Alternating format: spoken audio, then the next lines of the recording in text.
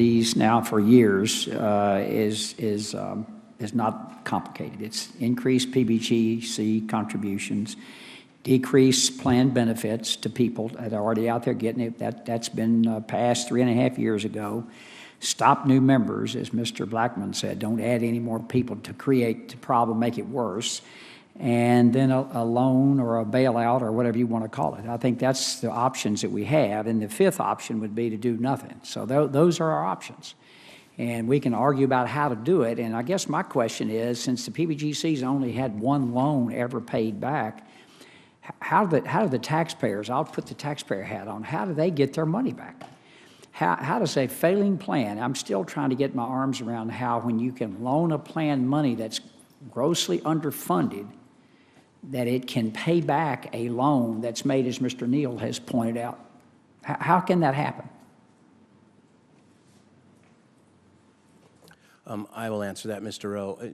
Part of our proposal, and I'm not here to sell either proposal or anything in that regard, but one of the aspects of our proposal does unfortunately include benefit modifications.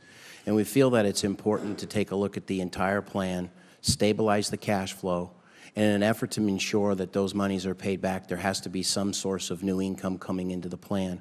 One way to do that is through benefit modifications, so that those reductions in the cash flow that's going out the back door can be reinvested back into the plan. The liabilities that are in the plan today will be lowered, and if you do it over time and draw it down over time, the assets have an opportunity to grow back. Is there, is there a number out there, because you've got a lot of people out there that are dependent on this for livelihood? Is there a number? Is it, we talked 20%, 10%, 50%? I mean, there is a number out there that will leave you enough money to do exactly what you just said. But what is that number? What we have modeled, working with all the large plans, Central States in particular, and several other plans, is we feel that benefit modifications up to 20%, not a flat 20%. There's a lot of ways that you could skin this cat from a standpoint of how you recognize or give the loans, whether you give them monthly as a lump sum every year or every 5 years. The more money the plan has an opportunity to make asset returns helps the situation, but you can design the loan to reduce the amount of cuts that are necessary in order to repay. And we haven't done away with the economic cycle, so there'll be another recession. I mean, the economy's doing great right now, but look, I've been through a bunch of them.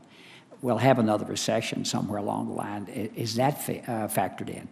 That's a very good point. And one aspect of our proposal that's different from some other proposals is we propose loaning the money over time, a monthly loan, to avoid risks in the market, to where the downturns in the market. If you give a plan several $1 billion up front and they lose it in the market to no fault of their own, just to decline, that's going to create a problem. We'll be right back here. So if you give it over time, they can weather the ups and downs of the market itself, while the modifications are still there trying to grow the assets back. Do we have that? Have you laid that out in a proposal where we can be seen, modeled? Yes, we have, sir. Okay. And I guess the other thing that I didn't add to it was Mr. Norcross and I have a plan going forward. Mr. Blackman, we have a 401k in our office, in our shop, but this GROW Act that we have is certainly another option that could be number 5, to stop putting new people in and then begin doing exactly what you talked about, continue to pay the legacy liabilities, but enter new people into this new plan, which gives you the blend of both defined contribution and defined benefit.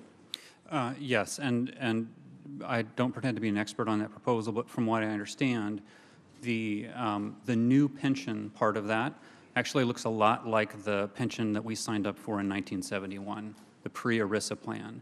Now, of course, we're all here because that plan, the rules were changed. So I guess as a small business owner, I would say if you gave me the option to opt into that, I would respectfully decline.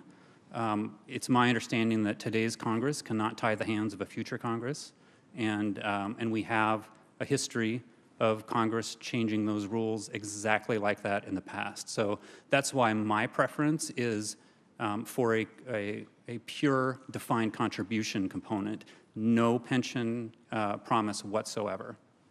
Well, that's the plan I live with. It's what I have myself. I yield back.